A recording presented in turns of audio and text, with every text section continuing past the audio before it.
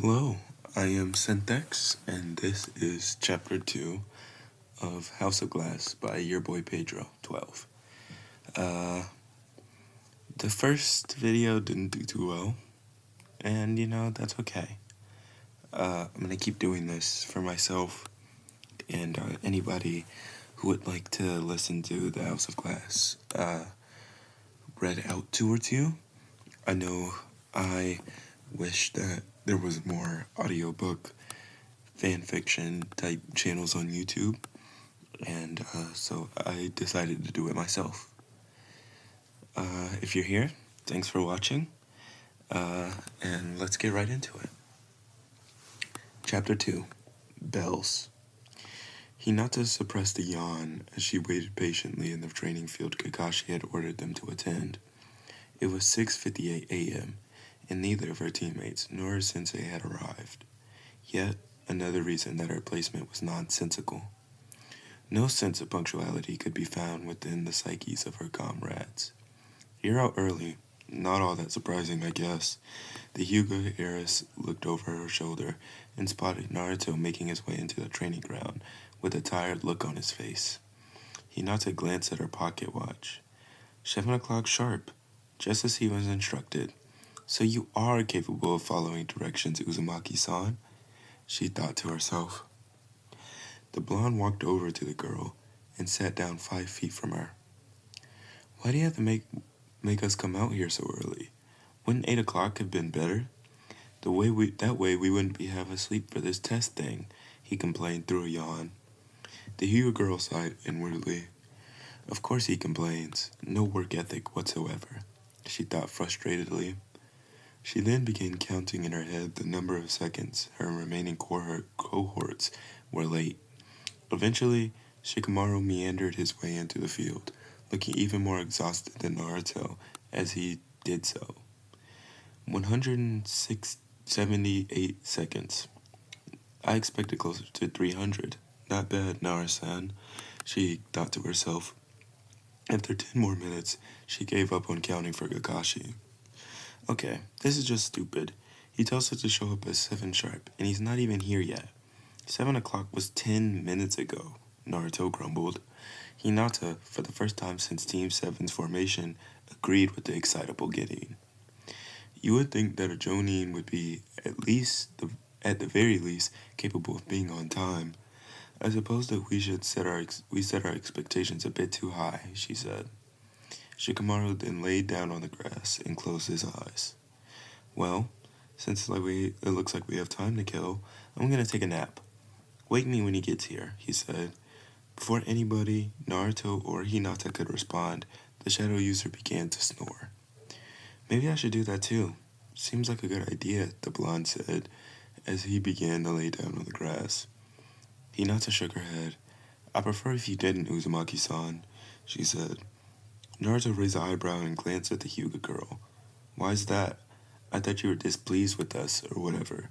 With both of us sleeping, you'd be free of us until Kakashi-sensei shows up, he said. Hinata frowned. Yes, I am quite displeased with this cell, and I would much prefer to be with another team, but the two of you are more or less sleeping on the job lessens my view of you even further. Is that what you want, Uzumaki-san? She asked. Naruto burst out laughing, earning a questioning glare from the heiress. It's hilarious that you think I give a damn about what you think of me or this team.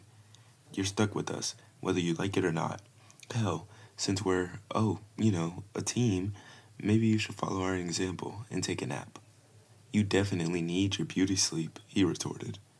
Hinata felt her face burn at the comment. How dare you, she growled.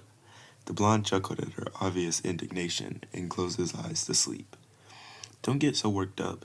They say it makes you age faster, he said with a closed-eye grin. The heiress opened her mouth to berate him further, but closed it again when she realized he was asleep. How on earth do they do that? They just close their eyes and then they fall asleep. Narcoleptics, the lot of them, she thought to herself. She studied the faces of her teammates as they slept and frowned. Why do men sleep with their mouths open, she wondered. Hinata, out of curiosity, opened her Byakugan to search for her beyond schedule sensei. Be it due to the limits of her extended vision or the extent of which Kakashi was late, she could not locate him. Just as she was about to deactivate her jutsu, she spotted something as unusual. Why is Uzumaki-san's stomach growling? She wondered. She focused her gaze on the blonde's abdomen and frowned. While not visible to the average person's eye, one of Byakugan would be remiss not to notice the bright mass of bound chakra centered in the boy's stomach. It looks to be a seal. In fact, it appears to be in the pattern of 8 trigrams. Why on earth does this Cretan have such a complicated work of Fuinjutsu on his body? She wondered to herself. Undressing him with your eyes, huh? That's not what I expected to walk on, but pretty funny either way. Hinata whipped around and saw Iruka sitting on a nearby rock, a look of amusement on his scarred face. She looked back to Naruto and snorted. Not in 1,000 years. And if I ever did, he should be honored. It's not every day a lowlife like him is examined by a high-class citizen, she said haughtily. Iruka chuckled and took a sip from the water canteen he had brought along. You might want to control your ego, Hinata. He's not as lowly as you seem to think he is. Neither is Shikamaru. I think you'll be surprised by how well they do during this test Kakashi has put together for you, he said. The Hyuga girl raised the eyebrow. What do you know about him? She asked skeptically, gesturing to Naruto. Her former instructor smiled as he thought back to the night of Naruto's promotion of Genin. Much more than you do. I won't deny that his scores were abysmal. He was called the dead last for a reason, but he's not an idiot. Not really, he replied. Hinata deactivated her Byakugan and sat down on the ground. I'll be the judge of that. I heard that Narasan is actually quite intelligent, so I have high hopes for him as a teammate, but the same can't be said for my feelings regarding Uzumaki-san, she said. Iruka sighed and stood up from the crack on the ground he was sitting on, turning to leave the training ground. Don't judge a book by its cover, Hinata. I think you'll find that you've been given a good pair of teammates, he said before disappearing into a puff of smoke. The heiress shook her head and sighed. She glanced back at Naruto, whose mouth was still open as he slept. You somehow find ways to be irritating even while you're asleep, Uzumaki-san. Cover me impressed, she thought to herself. She then reached forward and pressed the bottom of the blonde's chin upwards, closing his mouth. The heiress infused a bit of chakra into his jaw to ensure his mouth stayed closed. She smiled triumphantly when his jaw stayed locked. That takes care of that. Kakashi rubbed his exposed eye as he entered the training grounds. He was nearly an hour late, but he had an excuse prepared, as he always did. Once he was fully within the field, his team became visible. All 3 were awake, with Naruto rubbing his jaw for whatever reason, and Shikamaru looking as exhausted as he always did. Hinata, per usual, was waiting attentively. Yo, sorry for the long wait. I ran into old buddies of mine who needed help cleaning out his rain gutters, he lied. Based upon the looks on the faces of his Genin, none of them believed his story. Now that we're all here, I'll explain your test. This will be the true Genin exam, so you better pay attention, he said. All 3 children, Hinata included, gave him a look of confusion and disbelief. What? I thought you said we became Genin when we performed the clone jutsu, Shikamaru said. Kakashi shook his head, feeling a limited degree of sympathy for the group. That test was simply an entrance exam.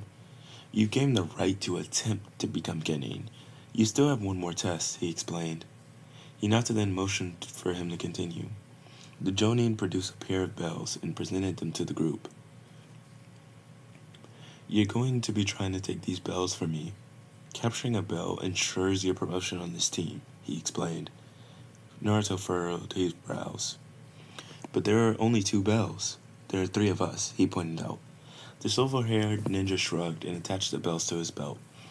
I guess you'll have to work extra hard if you want to be a ninja. There are 27 graduates this year, and based on the previous years, only 9 of them will pass their true exam. The percentage of students who fail this test is 66, he said. The group all gave a collective gasp at the revelation. After they calmed themselves down, Kakashi stepped back and took out his orange book. Alright, we should get started. We don't have all day. You have exactly 4 hours to take these bells for me, he said. The group nodded and awaited the signal to begin. After several tense moments, the Jonin nodded and motioned for them to attack. Naruto, being quite impatient by nature, made a hand seal. 4 doppelgangers of himself appeared. "This shouldn't be that hard," he said obliviously.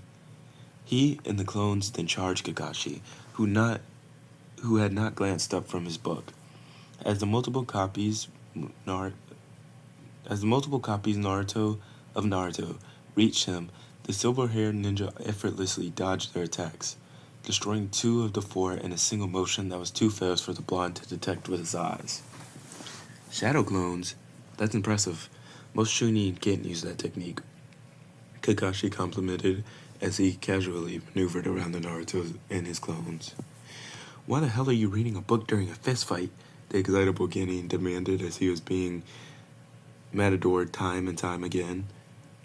Kakashi responded by destroying the remaining pair of clones with a single shuriken. "Because I can do both. Multitasking is an important skill," he said as he turned a page. Naruto growled and swung a right-handed punch at his teacher's head. Kakashi leaned back, causing the punch to miss by inches. He then countered with a hard, rising knee to the Genin's jaw, buckling his legs and sending him reeling back. Surprisingly, Kakashi did pressure the stunned boy. Surprisingly, Kakashi didn't pressure the stunned boy, instead opting to continue reading his book. "It was unwise to attack him so recklessly, Uzumaki-san. Although your ability to use the Shadow Clone Jutsu will certainly be useful," Hinata said, as Naruto climbed to his feet. She then stepped forward. "I would like to try my hand at fighting him," she said, assuming her stance as she spoke. Shikamaru raised an eyebrow. "Are you sure that's a good idea? Sounds detrimental to your health if you ask me," he said. The heiress smirked and charged forward at Kakashi. The Jonin glanced up from his book and sidestepped her charge. To his surprise, the Hyuga girl pivoted and adjusted her trajectory. She launched a palm strike at his chest, forcing him to evade. "I can't afford to read with this one, it seems," Kakashi thought to himself. He closed his book and focused on Hinata. He stood his ground as he approached and pulled his head to the left, allowing a palm strike to whiz past his face. He intercepted her forward movement into a short punch to her nose that she ran face first into. Hinata froze in place upon absorbing the strike, allowing the silver-haired ninja to follow up on a quick kick to her chest that launched her back towards her teammates. She crashed into Naruto, sending them both to the ground. He reached for his book, but he found he no longer had control of his body. "I honestly can't believe that worked." Kakashi glanced over his shoulder and sighed. Shikamaru had made his way behind him during the scuffle with Hinata and connected his shadow to the Jonins. The lazy Genin slowly made his way to Kakashi, forcing the silver-haired ninja to walk towards him as well. Once they were within arm's length of one another, Shikamaru reached for the bells. Before he could touch them, however, his arm was seized by Kakashi. "That was clever. I'm impressed, Shikamaru. The one thing you failed to consider, though, is that the shadow possession technique can be broken if the difference in strength between the victim and caster is large enough," the Shonin said. He then spun the Nara around by his wrist and threw him at his teammates. Unlike Hinata, Shikamaru was caught by Naruto and set down without slamming into the hard field ground. "You almost had him, Shikamaru. If she and I can keep him occupied, we can take those bells," Naruto said as the shadow user dusted himself off. "I doubt the same tactic will work twice. The man is clearly adept and well-versed as a combatant. Either way, the fact still stands that there are only 2 bells, meaning that one of us will be sent back to the academy regardless," Hinata said. Shikamaru thought for a moment, studying Kakashi carefully. "I don't think the point of the test is actually to capture the bells. It's a bit more complex than that. There are no 3-man cells in this village. All of them are 4-man. There's literally no way for us to take the bells from him. Hinata is pretty clearly the best fighter here, and she got her ass handed to her. He isn't even trying all that hard either," he said. The group all racked their brains. "Teamwork. We have to work in tandem to show that we can function as a single unit on the battlefield," Hinata said. Naruto nodded in agreement. "That sounds about right. I think we should still do what we can to try to get the bells, just to prove a point," he said. The team then discussed their plan of attack as Kakashi assessed them. The Jonin smiled to himself as they assumed their stances and turned their attention to him. "Looks like I've got a group of sharp ones. This might be a little bit more fun than I thought it would be." Team 7 all dropped to their backs out of exhaustion. The 4-hour time limit had been reached, and they had never even come close to obtaining a root bell, with the closest call being when Naruto had managed to touch one of them with his pinky. He's really strong. How the hell were we supposed to get one of the bells from him? Naruto asked through deep breaths. Hinata sat up and wiped a bead of sweat from her brow. Remember, the point was never to actually acquire one of the bells, but to simply push them. I think we may have accomplished at least that much, she said tiredly. Shikamaru rolled over onto his stomach and groaned. That was way too much work. I just want a nap, he grumbled. Naruto chuckled and struggled to his feet.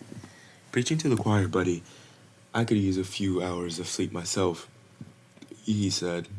A puff of smoke then emerged on the ground in front of them. From it emerged Kakashi. Well, you failed to capture even a single bell, which is disappointing, but your showing as a team was impressive nonetheless, he said, with an approving nod. All the children felt a spark of hope. And as such, I think I'll take all three of you on as my Guinea team. Your tactics were a bit repetitive at times, but that can be fixed fairly easily. Congratulations, you three. You're now official members of Team 7, he said, with a thumbs up. The Guinea collectively heaved a sigh of relief. As a reward for being my first team to pass, you have the rest of your day to yourselves. Have fun. It'll be your last day off for a while, he said before turning and walking away. Naruto stretched and glanced back at his teammates. Want to grab some lunch? I'll pay, he asked. Hinata shook her head and stood up, dusting herself off as she did so. I'd rather not. I have something to attend to, she replied. She then walked past the blonde towards the village. The excitable Guinea looked at Shikamaru. What about you? He asked. The shadow user shrugged and nodded his head. He stood up and motioned for Naruto to lead the way. Yeah, sure. I haven't eaten since yesterday, he said. The boys then took off jogging back to Konoha. For the first time in several years, Naruto ate lunch with a companion. And that is the end of Chapter 2 of The House of Glass by your boy Pedro. I just want to say thanks for watching. I'm going to continue doing this, and I hope you enjoyed. Leave a like, leave a comment, tell me what I could do better again, and you guys have a good day. Thank you for watching.